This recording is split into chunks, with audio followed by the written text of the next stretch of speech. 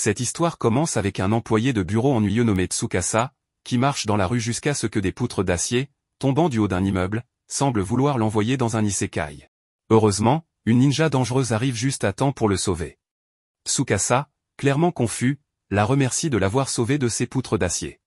Cependant, la jeune femme lui explique que le véritable problème n'était pas les poutres, mais un yoma. Elle lui demande s'il est souvent malade ou victime d'accidents, ce à quoi il répond que oui, depuis qu'il est tout petit, des choses similaires lui arrivent. Elle lui révèle que ces yomas sont des fantômes ou des démons d'un autre monde qui le traquent pour lui rendre la vie impossible. Il s'avère que ces créatures s'en prennent toujours à des personnes comme Tsukasa, qui ont du sang de guerrier dans leurs veines. Mais elle, qui se fait appeler l'épée de la justice, est là pour protéger ces individus de tout danger existant. Évidemment, Tsukasa est sceptique, trouvant que cette fille aux cheveux roses ressemble davantage à une cosplayeuse. Mais elle s'énerve et lui demande de regarder derrière lui. Face à la preuve évidente du yoma, il n'a d'autre choix que de la croire. En marchant, il se présente, et la ninja lui explique que s'il peut voir le yoma, c'est parce que son sang de guerrier est en train de se réveiller. Cela signifie que ses ennemis seront de plus en plus nombreux et que les yomas vont commencer à l'attaquer sérieusement. Ainsi, sa vie risque de devenir un véritable chaos. La ninja lui propose alors de le protéger 24 heures sur 24, mais en échange de certaines choses. Tsukasa, pensant d'abord qu'elle cherche à l'arnaquer, finit par accepter en voyant à quel point la situation est dangereuse. De plus, la ninja commence à lui poser des questions sur ses consoles de jeux et ses loisirs, montrant qu'elle est une grande otaku. Ils se rendent finalement chez Tsukasa, où elle lui demande l'hospitalité en échange de sa protection. En acceptant, Tsukasa la rend folle de joie. Elle se dirige immédiatement vers sa console de jeu et se présente sous le nom de Shizuri, une kunoichi et une gameuse en même temps. Quelle combinaison inattendue! C'est ainsi que ces deux-là deviennent colocataires. Une semaine plus tard, Shizuri est aux anges, ayant passé tout ce temps à manger, jouer, se prélasser, rejouer, et remanger. Quelle belle vie, n'est-ce pas? Cependant, consciente qu'elle abuse peut-être de l'hospitalité de Tsukasa, elle lui promet que tout cela sera récompensé dès qu'une menace apparaîtra. Elle lui assure qu'elle est prête à le traiter comme un véritable dieu. Lorsqu'elle lui demande s'il est énervé, il répond que non, qu'au contraire, il est plutôt content. Il confesse qu'il est très mauvais pour socialiser et qu'il a toujours mené une vie solitaire, du moins jusqu'à son arrivée. Tsukasa pensait qu'elle se sentirait mal à l'aise avec lui, mais il est ravi de voir que ce n'est pas le cas.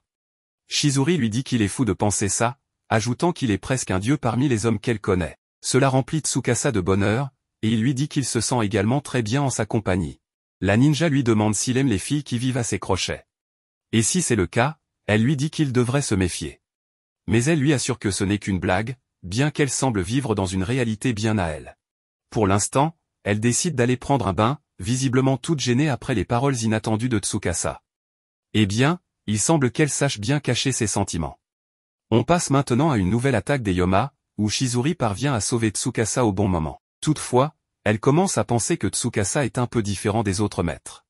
Cette ninja est contente que le protagoniste ne se fâche pas du tout avec elle, même si tout ce qu'elle fait en dehors de son rôle de protectrice, c'est jouer et manger. Mais en même temps, elle se sent tiraillée intérieurement, pensant qu'elle devrait contribuer davantage à la maison. Cela crée un paradoxe pour elle, car cette situation la fait se sentir comme une NEET, une personne adulte qui ne travaille pas, n'étudie pas, et ne fait rien d'utile dans la vie. Lorsque Tsukasa rentre à la maison, Shizuri sait qu'elle doit prendre une décision. À sa grande surprise, il arrive avec un cadeau pour elle, un objet lié à son jeu préféré. Il l'a acheté pour la remercier de toujours veiller sur lui. Shizuri ne sait pas comment réagir, elle est si nerveuse qu'elle pense que ce n'était pas nécessaire. Selon elle, affronter des monstres n'est pas compliqué, étant donné son niveau. Incapable de trouver les mots, elle finit par simplement le remercier. Plus tard, dans la salle de bain, elle est presque en larmes, complètement confuse. Elle se sent vulnérable et pense que son honneur de NEET est en danger. Elle ne peut pas laisser Tsukasa le lui voler. Pour se changer les idées, elle décide de jouer avec lui. Surprise, Tsukasa s'avère être très doué dans le jeu de combat, au point d'avoir déjà remporté un tournoi. Bien qu'elle essaie de le battre, il la surpasse à maintes reprises. Il se fait tard, et Tsukasa doit plier son linge. Shizuri insiste pour jouer encore une partie, promettant de plier tout le linge à sa place le lendemain matin si elle peut avoir une revanche. Il accepte, mais cela marque le début de l'effondrement de sa vie de NEET. Le lendemain, elle ressent que Tsukasa est en danger grâce à leur contrat de maître et servante. Elle arrive rapidement pour le protéger et, en pleine bataille, lui demande de jouer pour elle avec un ticket permettant d'obtenir des artefacts spéciaux dans son jeu. Tsukasa se demande si cette vie est normale. Mais en voyant qu'elle bat le monstre et qu'elle est ravie des artefacts obtenus, il commence à penser que tout cela est une bonne chose. Quelques jours plus tard, Tsukasa doit partir pour un voyage d'affaires. Il s'inquiète de laisser Shizuri seule si longtemps. Elle le rassure, lui offrant un talisman qui cache l'odeur de son sang de guerrier, le rendant ainsi invisible au Yoma. Cependant, elle lui demande de ne pas croire qu'avec ce talisman, il n'aura plus besoin d'elle. Elle lui rappelle que le talisman est temporaire et difficile à fabriquer. Tsukasa lui assure qu'il n'a jamais pensé à se passer d'elle et qu'il est surtout inquiet pour elle. Il lui laisse de l'argent pour acheter de la nourriture et espère qu'elle saura bien gérer cette somme. Shizuri promet de survivre seule, mais devinez quoi? En naviguant sur Internet, elle tombe sur une figurine en édition ultra limitée du personnage Nem, qu'elle adore pour sa personnalité. Elle décide qu'elle doit absolument l'avoir, même si cela signifie utiliser l'argent destiné à sa nourriture pour la semaine. Une fois la figurine achetée, Shizuri se retrouve à agoniser chez elle, n'ayant mangé que des pousses de soja pendant plusieurs jours. Le protagoniste n'en revient pas, mais pour couronner le tout, il lui offre un cadeau. Devinez quoi? Shizuri, submergée par l'émotion, s'évanouit sur le champ. Le lendemain matin, elle se réveille avec 2 poupées, mais elle remarque que Tsukasa est parti travailler sans son déjeuner. Elle l'appelle pour lui proposer de le lui apporter, ce qu'il refuse au départ, sachant qu'elle déteste sortir. Pourtant, elle utilise sa technique ninja pour se rendre à son bureau en quelques secondes. Tsukasa trouve cela risqué, car quelqu'un pourrait la remarquer. Mais Shizuri assure qu'elle a minutieusement planifié son trajet pour ne pas être vue.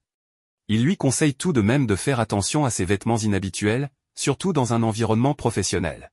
Shizuri, indifférente, en profite pour lui demander un service, acheter un jeu qu'elle attendait depuis longtemps, désormais disponible. Plus tard, alors qu'ils achètent le jeu, quelqu'un publie sur les réseaux sociaux qu'une cosplayeuse a été aperçue dans l'entreprise. Ce mystérieux individu semble ravi de retrouver cette ninja qu'il traque depuis un moment. On apprend alors que Shizuri a quitté son village ninja, où elle était reconnue comme l'une des meilleures. Cette dernière, nommée Ayame, la cherche désespérément, car Shizuri est destinée à devenir la leader du village. Pendant ce temps, Tsukasa s'inquiète, Shizuri passe 2 jours consécutifs à jouer sans pause et ne montre aucun signe de vouloir arrêter. Lorsqu'il lui demande de regarder par la fenêtre, elle aperçoit une silhouette familière et menaçante, Ayame. Ayame est horrifiée de voir Shizuri, l'ex-shinobi la plus talentueuse, perdre son temps avec des jeux inutiles. Elle ne supporte pas non plus son apparence négligée, ses cernes, et ses vêtements démodés. Convaincue que Tsukasa est responsable de cette déchéance, elle compte prendre des mesures drastiques. Mais Shizuri intervient, avertissant Ayame que quiconque menace son style de vie subira sa colère. L'aura meurtrière de Shizuri impressionne Ayame, qui finit par la remercier, bien que Shizuri ne la supporte pas. Résultat, elle l'envoie valser comme un membre de la Team Rocket. Shizuri assure à Tsukasa que toutes ses anciennes camarades ne sont pas comme Ayame. Tsukasa, amusée, la rassure, pensant que Shizuri est elle-même assez spéciale pour que cela ne fasse pas une grande différence. Mais au loin, quelqu'un observe la scène avec des intentions bien moins amicales.